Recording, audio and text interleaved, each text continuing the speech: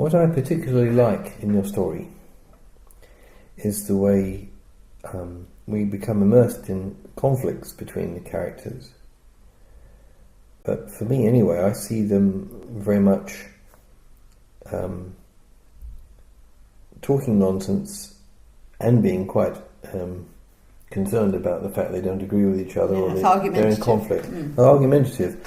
Somehow for me it shows conflict in a different light, in perhaps the light of something more detached. Yes. What do you feel about that? Well, in my book there is more conflict than is obvious in the Lewis Carroll book, because in the Lewis Carroll book you see Alice being subjected to all these experiences, and she doesn't agree with a lot of them, so she's in conflict with them, but it's a dreamlike conflict that is episodic and goes from one conflict to another without ever being resolved.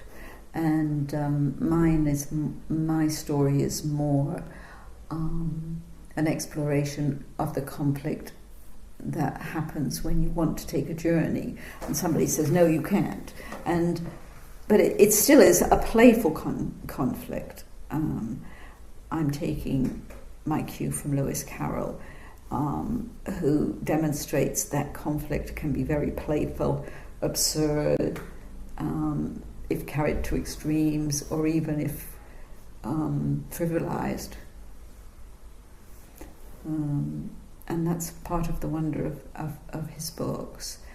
And it's something that appeals to me as somebody who's written plays most of my life and dealt with conflict on the stage continually, sometimes very seriously, sometimes comically, with the realization that each dramatic incident I've ever written about, whether it's serious or comic, could also be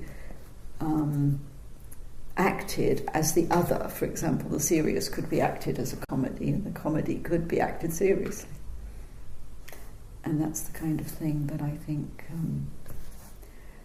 Lewis Carroll was fully aware of.